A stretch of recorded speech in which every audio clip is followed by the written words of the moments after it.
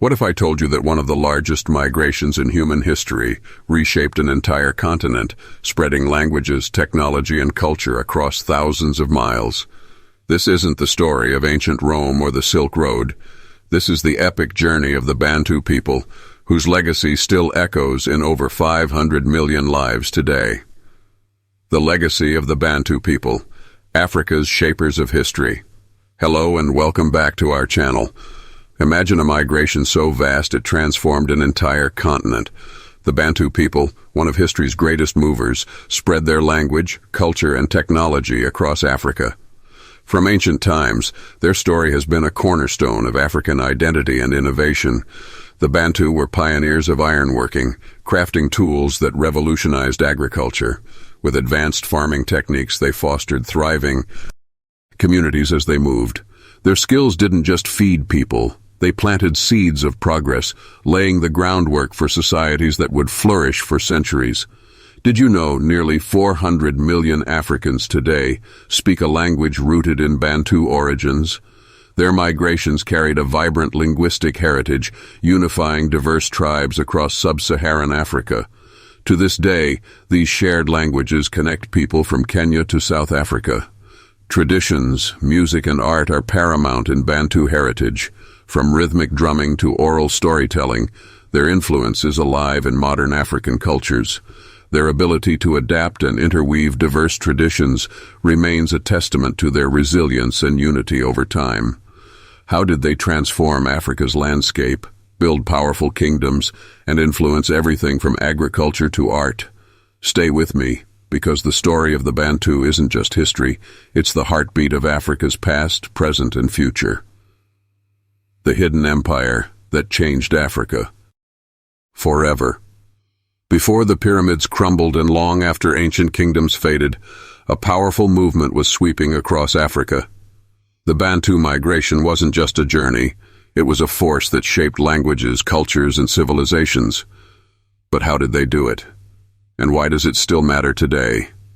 Stick around, because the story of the Bantu people is more epic than you've ever imagined. 500 languages. 1. People. The untold story of the Bantu. Imagine a single group of people influencing over 500 languages across an entire continent. Sounds impossible, right?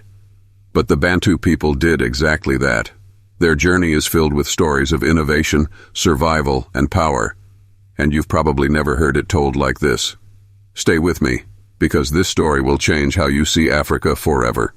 The Great Migration that rewrote Africa's history. Forget what you think you know about ancient history. Long before maps were drawn, the Bantu people embarked on an epic migration that spanned thousands of miles, transforming Africa's landscape, cultures, and economies. But how did they manage to spread so far and influence so many? The answer is more fascinating than you think. Keep watching to find out. From iron to empires, the Bantu legacy. What if I told you that the secret behind Africa's ancient empires, advanced agriculture, and even ironworking can be traced back to one people, the Bantu? Their story isn't just about migration, it's about how a single cultural wave reshaped a continent. Curious? You should be. This is history like you've never heard it before. Africa's greatest story. You've never heard the Bantu expansion. Everyone's heard of the Roman Empire and the pharaohs of Egypt. But what about the Bantu expansion, the movement that shaped half a continent and left a legacy still alive today? Why don't we talk about it more? Stay tuned, because we're diving into one of the most overlooked yet powerful stories in human history. Bantu peoples. The Bantu peoples are an indigenous ethno-linguistic grouping of approximately 400 distinct native African ethnic groups who speak Bantu languages. The languages are native to countries spread over a vast area from West Africa to Central Africa, Southeast Africa, and into Southern Africa. Bantu people also inhabit southern areas of Northeast African states. There are several hundred Bantu languages. Depending on the definition of language or dialect, it is estimated that there are between 440 and 680 distinct languages. The total number of speakers is in the hundreds of millions, ranging at roughly 350 million in the mid-2010s, roughly 30% of the population of Africa, or roughly 5% of the total world population. About 60 million speakers, 2015, divided into some 200 ethnic or tribal groups, are found in the Democratic Republic of the Congo alone. The larger of the individual Bantu groups have populations of several million, e.g. the Baganda people of Uganda, 5.5 million as of 2014. The Shona of Zimbabwe, 17.6 million as of 2020. The Zulu of South Africa, 14.2 million as of 2016. The Luba of the Democratic Republic of the Congo, 28.8 million as of 2010. The Sukuma of Tanzania, 10.2 million as of 2016. The Kikuyu of Kenya, 8.1 million as of 2019. The Xhosa people of Southern Africa, 9.6 million as of 2011. Botswana of Southern Africa, 8.2 million as of 2020. And the Pedi of South Africa, 7 million as of 2018. In linguistics, the word Bantu, for the language families and its speakers, is an artificial term based on the reconstructed Proto-Bantu term for people or humans. It was first introduced into modern academia as Bantu by Wilhelm Bleek in 1857 or 1858, and popularized in his comparative grammar of 1862. The name was said to be coined to represent the word for people in loosely reconstructed Proto-Bantu from the plural noun class prefix bea, categorizing people, and the root ntu, some, entity, any, e.g. Xhosa, Umuntu, person, Abantu, people. Zulu, Ndebele, and Swazi Umuntu, person, Abantu, people. There is no native term for the people who speak Bantu languages because they are not an ethnic group. People speaking Bantu languages refer to their languages by ethnic endonyms, which did not have an indigenous concept prior to European contact for the larger ethno-linguistic phylum named by 19th-century European linguists. Bleek's coinage was inspired by the anthropological observation of groups self-identifying as people, or the true people. That is, idiomatically the reflexes of Bantu in the numerous languages often have connotations of personal character traits, as encompassed under the values system of Ubuntu, also known as Hunhu in Shishona or Botho in Sesotho, rather than just referring to all human beings. The root in Proto-Bantu is reconstructed as part ntu. Versions of the word Bantu, that is the root plus the class 2 noun class prefix, be, occur in all Bantu languages, for example, as Bantu in Kikongo, Kituba, Tishiluba, and Kiluba, Watu in Swahili, Wanthu in Tumbuka, Anthu in Chichewa, Batu in Lingala, Bato in Douala, Abanto in Gusi, Andu in Kamba and Kikuyu, Abantu in Kirundi, Lusoga, Zulu, Xhosa, Runyoro, and Luganda, Wandru in Shingazija, Abantu in Mapondo and Ndebele, Bathfu in Futhi, Bantfu in Swati and Paka, Banhu in Kisukuma, Banu in Lala, Vanhu in Shona and Songa, Batho in Sesotho, Tswana and Sepedi, Antu in Meru, Andu in Embu, Vandu in some Luhia dialects, Vathu in Venda, and Pandu in Nyakyusa. Origins and expansion. Bantu languages derive from the Proto-Bantu reconstructed language, estimated to have been spoken about 4,000 to 3,000 years ago in West Central Africa, the area of modern-day Cameroon. They were supposedly spread across Central, East, and Southern Africa in the so-called Bantu expansion, comparatively rapid dissemination, taking roughly 2 millennia and dozens of human generations during the first millennium BCE and the first millennium CE. Bantu expansion. Scientists from the Institut Pasteur and the CNRS, together with a broad international consortium, retraced the migratory routes of the Bantu populations, which were previously a source of debate. The scientists used data from a vast genomic analysis of more than 2,000 samples taken from individuals in 57 populations throughout sub-Saharan Africa to trace the Bantu expansion. During a wave of expansion that began 4,000 to 5,000 years ago, Bantu-speaking populations, some 310 million people as of 2023, gradually left their original homeland, West Central Africa, and traveled to the eastern and southern regions of the African continent. During the Bantu expansion, Bantu-speaking peoples absorbed or displaced many earlier inhabitants, with only a few modern peoples such as Pygmy groups in Central Africa, the Hadza people in northern Tanzania, and various Khoisan populations across southern Africa remaining in existence into the era of European contact. Archaeological evidence attests to their presence in areas subsequently occupied by Bantu speakers.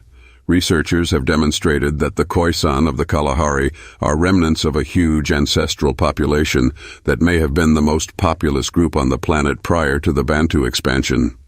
Biochemist Stefan Schuster of Nanyang Technological University in Singapore and colleagues found that the Khoisan population began a drastic decline when the Bantu farmers spread through Africa 4,000 years ago. Before the Bantu expansion had been definitively traced, starting from their origins in the region between Cameroon and Nigeria, two main scenarios of the Bantu expansion were hypothesized: an early expansion to Central Africa and a single origin of the dispersal radiating from there, or an early separation into an eastward and a southward wave of dispersal, with one wave moving across the Congo Basin toward East Africa, and another moving south along the African coast and the Congo River system toward Angola. Genetic analysis shows a significant clustered variation of genetic traits among Bantu language speakers by region, suggesting admixture from prior local populations. Bantu speakers of South Africa, Xhosa, Venda, showed substantial levels of the SAK and Western African Bantu AACs, and low levels of the East African Bantu AAC. The latter is also present in Bantu speakers from the Democratic Republic of Congo and Rwanda. The results indicate distinct East African Bantu migration into southern Africa and are consistent with linguistic and archaeological evidence of East African Bantu migration from an area west of Lake Victoria and the incorporation of Kwaekhoe ancestry into several of the southeast Bantu populations, from 1500 to 1000 years ago. Bantu-speaking migrants would have also interacted with some Afro-Asiatic outlier groups in the southeast, mainly Cushitic, as well as Nilotic and Central Sudanic speaking groups.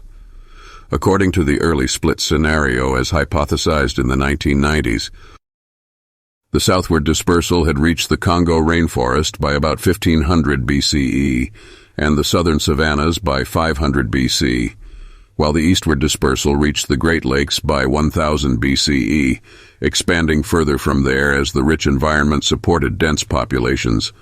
Possible movements by small groups to the southeast from the Great Lakes region could have been more rapid, with initial settlements widely dispersed near the coast and near rivers because of comparatively harsh farming conditions in areas farther from water. Recent archaeological and linguistic evidence about population movements suggests that pioneering groups had reached parts of modern KwaZulu-Natal in South Africa sometime prior to the 3rd century CE, along the coast and the modern Northern Cape by 500 CE. Cattle terminology in use amongst the relatively few modern Bantu pastoralist groups suggests that the acquisition of cattle may have been from Central Sudanic, Kuliak, and Cushitic-speaking neighbors. Linguistic evidence. Linguistic evidence also indicates that the customs of milking cattle were also directly modeled from Cushitic cultures in the area. Cattle terminology in Southern African Bantu languages differs from that found among more northerly Bantu-speaking peoples. One recent suggestion is that Cushitic speakers had moved south earlier and interacted with the most northerly of Khoisan speakers, who acquired cattle from them, and that the earliest arriving Bantu speakers in turn got their initial cattle from Cushitic-influenced Khoi-speaking people. Under this hypothesis, Larger, later Bantu-speaking immigration subsequently displaced or assimilated that southernmost extension of the range of Cushitic speakers. Based on dental evidence, Irish, 2016, concluded, Proto-Bantu peoples may have originated in the western region of the Sahara, amid the Kiphian period at Gobero, and may have migrated southward from the Sahara into various parts of West Africa, e.g., Benin, Cameroon, Ghana, Nigeria, Togo, as a result of desertification of the Green Sahara in 7000 BCE. From Nigeria and Cameroon, agricultural Proto-Bantu peoples began to migrate, and amid migration, diverged into East Bantu peoples, e.g. Democratic Republic of Congo, and West Bantu peoples, e.g. Congo, Gabon, between 2500 BCE and 1200 BCE. Irish, 2016, also views Igbo people and Yoruba people as being possibly back-migrated Bantu peoples. Between the 9th and 15th centuries, Bantu-speaking states began to emerge in the Great Lakes region and in the savanna south of the Central African rainforests. The Monomotapa kings built the Great Zimbabwe Complex, a civilization ancestral to the Shona people. Comparable sites in southern Africa include Bumbusi in Zimbabwe and Manyikeni in Mozambique. From the 12th century onward, the processes of state formation amongst Bantu peoples increased in frequency. This was the result of several factors such as a denser population, which led to more specialized divisions of labor, including military power while making immigration more difficult, technological developments in economic activity, and new techniques in the political spiritual ritualization of royalty, vague as the source of national strength and health. Examples of such Bantu states include the Kingdom of Congo, Anziku Kingdom, Kingdom of Ndongo, the Kingdom of Matamba, the Kuba Kingdom, the Lunda Empire, the Luba Empire, Barotse Empire, Kazembe Kingdom, Mbunda Kingdom, Yeke Kingdom, Kasanje Kingdom, Empire of Kitara, Butuoro, Bunyoro, Buganda, Busoga, Rwanda, Burundi, Ankole, the Kingdom of Empororo, the Kingdom of Igara, the Kingdom of Kuki, the Kingdom of Karagwe, Swahili city-states, the Mutapa Empire, the Zulu Kingdom, the Ndebele Kingdom, Mthethwa Empire, Tswana city-states, Mapungubwe, Kingdom of Eswatini, the Kingdom of Butua, Maravai, Danamombe, Kami, Nalatale, Kingdom of Zimbabwe, and the Rozwi Empire. On the coastal section of East Africa, a mixed Bantu community developed through contact with Muslim Arab and Persian traders, Zanzibar being an important part of the Indian Ocean slave trade. The Swahili culture that emerged from these exchanges evinces many Arab and Islamic influences not seen in traditional Bantu culture, as do the many Afro-Arab members of the Bantu Swahili people. With its original speech community centered on the coastal parts of Zanzibar, Kenya, and Tanzania, a seaboard referred to as the Swahili Coast, the Bantu Swahili language contains many Arabic loanwords as a result of these interactions. The Bantu migrations, and centuries later the Indian Ocean slave trade, brought Bantu influence to Madagascar, the Malagasy people showing Bantu admixture, and their Malagasy language, Bantu loans. Toward the 18th and 19th centuries, the flow of Zanj slaves from Southeast Africa increased with the rise of the Sultanate of Zanzibar. With the arrival of European colonialists, the Zanzibar Sultanate came into direct trade conflict and competition with Portuguese and other Europeans along the Swahili coast, leading eventually to the fall of the Sultanate and the end of slave trading on the Swahili coast in the mid-20th century. In the 1920s, relatively liberal South Africans, missionaries, and the native African intelligentsia began to use the term Bantu in preference to native. After World War II, the National Party governments adopted that usage officially, while the growing African nationalist movement and its liberal allies turned to the term African instead, so that Bantu became identified with the policies of apartheid. By the 1970s, this so discredited Bantu as an ethnic racial designation that the apartheid government switched to the term black. in its official racial categorizations, restricting it to Bantu-speaking Africans, at about the same time that the Black consciousness movement led by Steve Biko and others were defining Black to mean all non-European South Africans, Bantus, Khoisan, Coloreds, and Indians. In modern South Africa, the word's connection to apartheid has become so discredited that it is only used in its original linguistic meaning. Examples of South African usages of Bantu include one of South Africa's politicians of recent times, General Bantu Bonke Harrington Holomisa. Bantu Bonke is a compound noun meaning all the people, is known as Bantu Holomisa. The South African apartheid governments originally gave the name Bantustans to the 11 rural reserve areas intended for nominal independence to deny indigenous Bantu South Africans citizenship. Bantustan originally reflected an analogy to the various ethnic stands of Western and Central Asia. Again, association with apartheid discredited the term, and the South African government shifted to the politically appealing but historically deceptive term ethnic homelands. Meanwhile, the anti-apartheid movement persisted in calling the areas Bantustans to drive home their political illegitimacy. The abstract noun Ubuntu, humanity or humanities, is derived regularly from the Nguni noun stem, Ntu in Xhosa, Zulu, and Ndebele. In Swati, the stem is Ntefu, and the noun is Buntfu. In the Sotho-Tswana languages of southern Africa, Batho is the cognate term to Nguni Abantu, illustrating that such cognates need not actually look like the Ntu root exactly.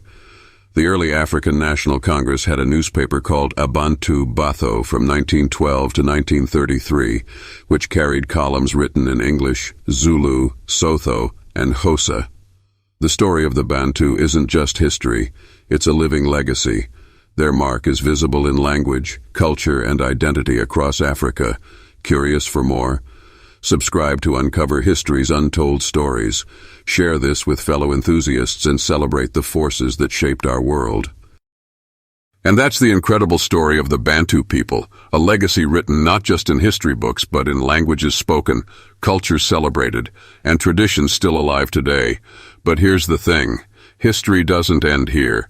It lives on through people like you, curious minds who keep these stories alive by learning, sharing, and asking questions. If this journey inspired you, don't forget to hit that like button, subscribe, and turn on the notification bell so you never miss more stories that change the way we see the world. What part of the Bantu story surprised you the most? Drop your thoughts in the comments. I'd love to hear from you. Thanks for watching, and remember, the past is never just the past. It's the story we're still writing today.